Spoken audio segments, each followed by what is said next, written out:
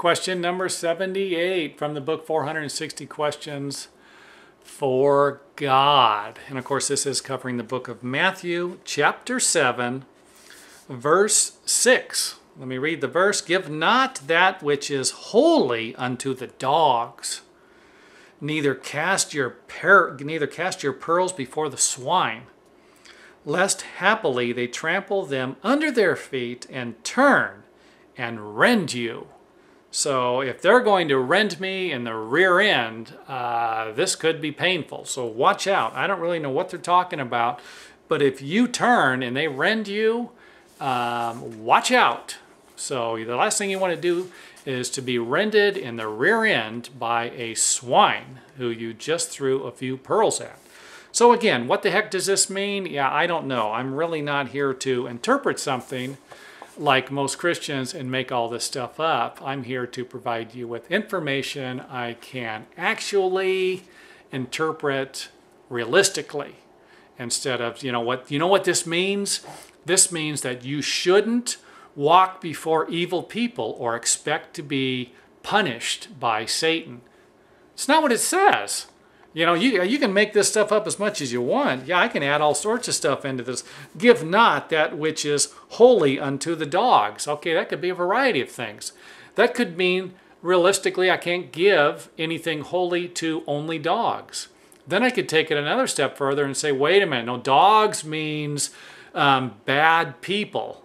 You know, now if we spell the word dog backwards, we've got God, right? So this could be a secret message in here also. Just depends on how you're going to look at it. If you're looking for something, you're probably going to find it.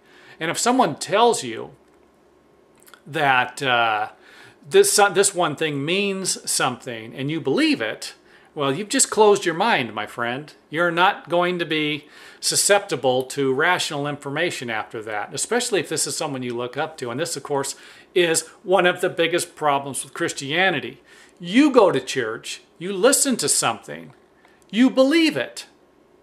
Then you come home and you try to apply it to your life, but it really isn't working, or maybe it does work. And then you tell your offspring, hey, wait a minute, this is what you need to do. Then they believe it. And pretty soon we've got a whole bunch of people who believe something that realistically might not have, get this, might not have ever even been written by the original author. But you could be reading something that was either manipulated in one form or another, twisted around, or realistically added later on through, centuries later by scribes. And again, this is something that actually happens. But Christians aren't going to take the time to look at that, because this book came from the Holy Jehovah, you know? Came from three gods who are supposed to be one, and it's somehow is infallible. But God, do a little research and you'll see that it is fallible.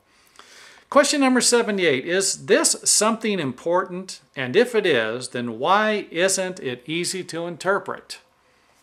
Exactly what is holy unto the dogs, which we shouldn't give them. So what is it we shouldn't be giving dogs, and is this something that we're going to interpret literally or figuratively? Does dog mean something else, or does it mean dogs? And if it's holy, what does holy mean? You know, holy, okay, don't throw a Bible into a dog. Don't throw it to him. You know, what's the dog going to do with it? You know, you're going to wake up the next morning and find out that your dog is on Genesis chapter 15, you know, and now you're going to have a problem because your dog might see something you don't see, because you could actually take the name dog, spell it backwards, and get God. And once your dog realizes that, you could really be in for some big problems.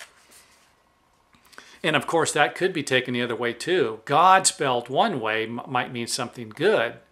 And if we reverse it, we might have something evil.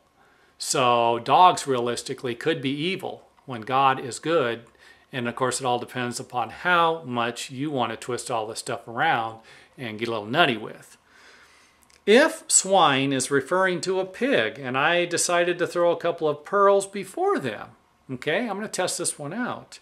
Does this mean they will attack me?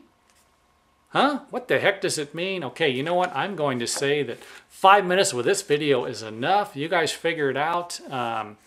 make some stuff up, start preaching about it, and go from there, or start studying the Bible with an open mind rationally.